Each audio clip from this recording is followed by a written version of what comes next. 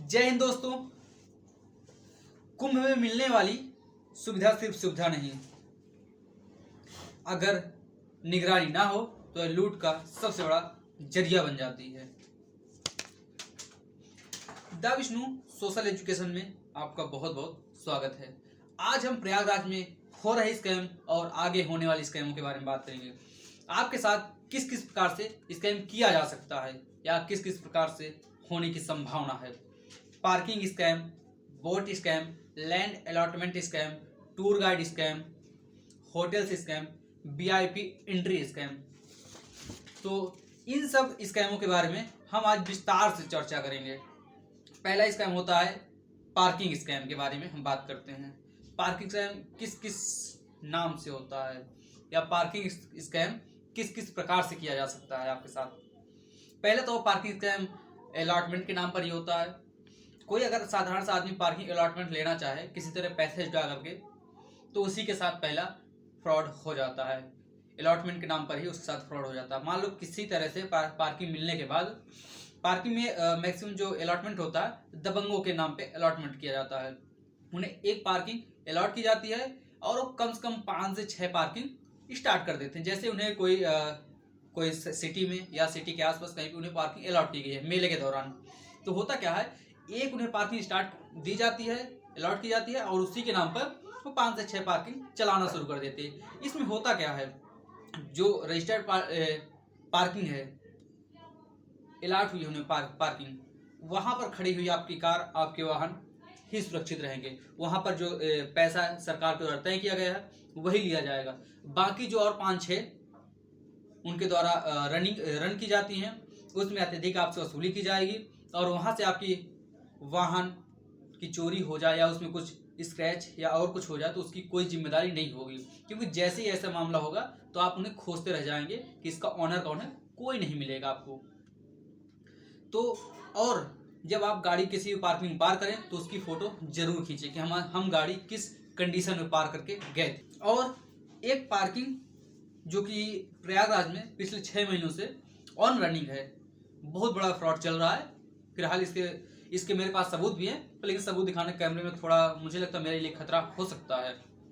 तो free parking है, अभी तक प्रयागराज में कोई भी पार्किंग अलॉटमेंट नहीं हुई है। उसके बावजूद पिछले 6 महीनों से यहाँ पर वसूली चल रही है पार्किंग के नाम पे। वाहनों से 100 रुपए, 200 रुपए, 300 रुपए ऐसे करके वसूला जा रहा है। और इसका मैं वीडियो बनाना चाहा तो वहां पर मुझे रोका गया और मुझे सख्त हिदायत दी गई है कि अभी कुछ दिन पहले एक लड़के को मारा गया और नारायण हॉस्पिटल में भर्ती है। तो क्या ऐसे फ्रॉड चलता रहेगा? इसके बाद आप कमेंट बॉक्स में जरूर लिखें। और एक पार्किंग स्कैम ये होता है वीआईपी पार्किंग के नाम पे कि हम आपको वीआईपी पार्किंग करवाएंगे और वहां से आपको सारा ट्रीटमेंट दिया जाएगा, जो कि स्कैम होता है। फिलहाल ऐसा कुछ होता नहीं है। एक स्कैम है बोट स्कैम। बोट स्कैम, पहली बात तो जो नाविक हैं, यानी जो केवट, मल्लाह, निषाद या जो अन्य नाविक होते हैं, जो नाव चलाने वाले होते हैं, उनके साथ किया जाता है। उन्हें बोट लाइसेंस के नाम पे दबंग लोग आते हैं या दबंग लोगों के आदमी आते हैं, नेताओं से संपर्क रखने वाले आदमी आते हैं, उनसे उनके डॉक्यूमेंट्स, आधार कार्ड, पैन कार्ड और फोटो लेते हैं, उनसे कुछ राशि भी लेते हैं, कहते हैं आपका लाइसेंस बनेगा, और ऐसे लेकर के चले जाते हैं। लेकिन जब वहीं फिर नाविक अपना जो डॉक्यूमेंट्स उन्हें दे जाते हैं, पर्ची दे जाते हैं, उसमें साइन मोहर और करके दे जाते हैं, तो लेके जब मेला प्राधिकरण पहुंचते तो मेला प्राधिकरण बताता है कि ऐसा कुछ अभी तक मेला प्राधिकरण के द्वारा किया ही नहीं गया है। तो उनके साथ एक पहला फ्रॉड हो जाता है। किसी तरह मेला प्राधिकरण में नाविक अपनी बोट को रजिस्टर्ड करवा के संगम क्षेत्र में ले जाता है। संगम क्षेत्र में ले जाने के बाद वहां पर अपनी नाव स्टार्ट करते हैं, तो वहां पर एक बहुत बड़ा स्कैम होता है वीआईपी स्नान। दलाल क्या करते हैं, श्रद्धालुओं को, यहाँ पर दलाल क्या करते हैं, दलाल आपको अन्य जगहों से रिसीव करके श्रद्धालुओं को लाएंगे, उनसे मैक्सिमम रेट तय कर लेंगे और वहां से लाने के बाद यहाँ जो नाविक होगा, याद रखिएगा, जो दलाल होते हैं वो नाविक नहीं होते हैं, नाव के मालिक नहीं होते हैं, वो वहां से लाते हैं और यहाँ पर जो नाविक होते हैं उनसे जो सरकार द्वारा तय रेट है, उसी रेट पर उन श्रद्धालुओं को नाव पे बैठा दिया जाता है। तो बैठाने के बाद इसमें जो मोटा प्रॉफिट होता है वो दलाल अपने पास रख लेता है। श्रद्धालुओं को बैठाने का उसका तो गायब हो जाता है। ये हो गया दूसरा स्कैम।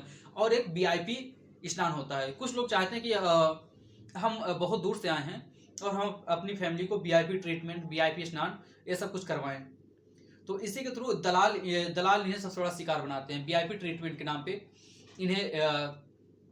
इनसे अत्यधिक रेट यानी मैक्सिमम इनसे पैसा वसूल लिया जाता है। फिर वही प्रक्रिया की जाती है।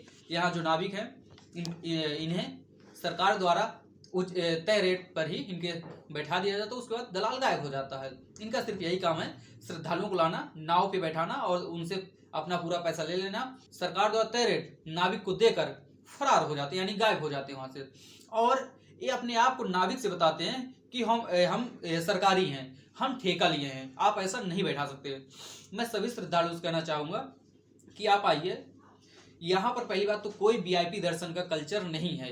जो बहुत ही हाई प्रोफाइल जिनका है उन्हीं के लिए वीआईपी दर्शन, वीआईपी स्नान और वीआईपी ट्रीटमेंट है। इसके अलावा किसी के लिए नहीं है। पैसे के दम पर तो बिल्कुल भी नहीं है। और हम बात करेंगे कि जो बताते हैं कि दलाल जो बताते हैं, जैसे नाविक पूछता कि आप कौन हैं, तो ये कहते हैं कि हम सरकार के द्वारा नियुक्त हैं, यानी हमें टेंडर मिला हुआ है, आप ऐसे तय रेट से ज़्यादा नहीं ले सकते। मैं सभी श्रद्धालु से यही कहूँगा कि आप आइए, सीधे नाविक से संपर्क कीजिए। उनके द्वारा जो आपको उचित लगे या जो सरकार द्वारा तय किया गया है उसी रेट पर आप स्नान करने उनके नाव पर बैठ कर जाइए। और हाँ, बैठने से पहले कुछ बातों का ध्यान रखें। बोट का लाइसेंस अवश्य देखें और वो बोट पे उपलब्ध लाइफ जैकेट्स जरूर काउंट कर लें, क्योंकि जल में कभी भी घटना हो सकती है। और एक बहुत ही फेमस स्कैम चल रहा है, लैंड अलॉटमेंट स्कैम। ये स्कैम मुख्य रूप से उन लोगों के साथ होता है जो छोटे व्यापारी हैं, यानी जो मेला के दौरान यहाँ पर आ करके अपना टेंट लगा करके कुछ व्यापार करना चाहते हैं। और जो कलावासी होते हैं, जो मतलब पूरे महीने पर टेंट लगाकर गंगा जी के किनारे निवास करते हैं। तो होता क्या, देखिए, ये मेनली स्कैम छोटे उद्योग धंधों वालों के साथ ही होता है। इसमें क्या होता है, यहाँ पर भी दलाल काम करते हैं, यानी जो बड़े बड़े नेता हैं उनके संपर्क के लोग और बड़े बड़े गुंडे उनके लोग। यहाँ पर भी सेम वैसे ही होता है जैसे बोट का लाइसेंस में होता है। यानी पहला होगा कि कोई फ्रॉड आदमी आएगा, जैसे हमें कोई लैंड चाहिए, कोई दुकान खोलनी है, कोई दुकान लगाना, कुछ भी कारोबार करना मेला का दौरान, तो उसमें जो दलाल मिलते हैं वो मैक्सिमम फ्रॉड लोगों से ही मिलवा देते हैं। तो फ्रॉड लोग क्या करते हैं, पहले तो अत्यधिक राशि ले लेंगे अलॉटमेंट के नाम पर। जैसे उन्हें पैसा मिलता है वो गायब हो जाते हैं। उसके बाद आप उन्हें खोजते रहिए, कुछ भी नहीं मिलने वाला है। उनके द्वारा दिए गए डॉक्यूमेंट्स आप कहीं पर भी लिए घूमते रहिए, उसकी कोई मान्यता नहीं है। और हम टूर गाइड स्कैम के बारे में बात करेंगे। जो लोकल टूर गाइड स्कैम है, बहुत ही बड़े पैमाने पर चलता है। इसमें भी सेम वैसे ही सब कुछ कार्यक्रम चलता है जैसे पिछले स्कैमों में चलता है। पहले तो जो टूर गाइड स्कैम होते हैं, यानी लोकल लोग, बेरोजगार लोगों का बहुत ज़्यादा फायदा उठाया जाता है। उन्हें ट्रेनिंग के नाम पर कुछ पैसे जमा करवाया जाता है, उन्हें ट्रेनिंग दी जाती है। ट्रेनिंग के दौरान उन्हें बड़े बड़े सपने दिखाए जाते हैं कि आप फॉरेनर जो टूरिस्ट होंगे, यानी विदेशी जो टूरिस्ट होंगे, आप उन्हें घुमाने ले जाएंगे, आपको बहुत ज़्यादा राशि मिलेगी। और ऐसे में भाई कौन नहीं चाहता कि हमारी एक महीने में जो भी अत्यधिक कमाई हो सके हो जाए। तो ऐसे में लोग जाते हैं बहुत लोग। फिर उसके बाद कहते हैं कि आपको जो पर्यटन विभाग है उसका परमानेंट लाइसेंस भी मिल जाएगा, जबकि ऐसा होता नहीं है। क्योंकि जो टूरिस्ट हैं वो सीधा काउंटर पे संपर्क करते हैं, वहाँ से आपको दलाल रिसीव करते हैं। दलाल रिसीव करके आपके पास जो लोकल टूर गाइड है उनके पास लाते हैं और उन्हें सौंप देते हैं और उन्हें कम से कम मतलब मिनिमम रेट ही देते हैं, यानी कम से कम पैसा ही देते हैं। और होता क्या है, यहाँ पे देखिए, कोई बहुत दूर से आया है यहाँ पे घूमने के लिए, स्नान करने के लिए, तो सोचता है कि मैं यहाँ आया ही हूँ तो आसपास के भी तीर्थ स्थल घूमते हुए जाऊँ। तो जो दलाल होते हैं कहते हैं आपको मतलब मैक्सिमम ज़्यादा से ज़्यादा उनसे पैसा लेने के लिए कहते हैं आपको प्रयागराज की पूरी जगह घुमा दी जाएंगी, आपको बनारस घुमा दिया जाएगा, आपको अयोध्या घुमा दिया जाएगा, यानी जो यहाँ पर पर्टिकुलर तीर्थ स्थल है आसपास सभी पूरा टूर करवा दिया जाएगा।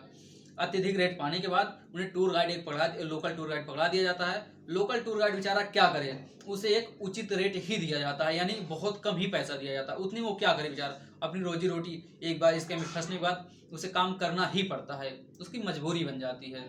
अगला स्कैम है होटल्स स्कैम। इस स्कैम में क्या होता है ये भीड़ के दौरान बहुत ज़्यादा मात्रा में किया जाता है। आपको लग्जरी रूम्स के बारे में बताया कि आपको लग्जरी रूम से सब कुछ पूरा प्लान, पूरी सुविधाएं सब कुछ बताई जाएंगी। आपको उसी के हिसाब से पैसा भी आपसे जमा करवा लिया जाएगा। पैसा जमा करवाने के बाद क्या बोला जाएगा, अंदर आपको एक नॉर्मल मतलब लग्जरी रूम बोल करके आपको एक नॉर्मल सा रूम दे दिया जाएगा और बोला जाएगा कि सर बगल वाला रूम कुछ ही देर में खाली होने वाला, आपको वहां शिफ्ट कर दिया जाएगा। जबकि ऐसा होता नहीं है, क्योंकि सभी रूम श्रद्धालु ही रुके होते हैं और एक रूम में होने के बाद, एक रूम मिलने के बाद श्रद्धालु भी सोचते हैं कि हम दूसरे रूम में क्यों इधर उधर करें, क्योंकि वो थके हुए होते हैं। सबसे बड़ा स्कैम है VIP एंट्री स्कैम। इसमें दलाल अपने आप को किसी नेता मंत्री का बहुत ही घनिष्ठ आदमी बताता है और सारी VIP सुविधाओं को मुहैया कराने की वादा करता है।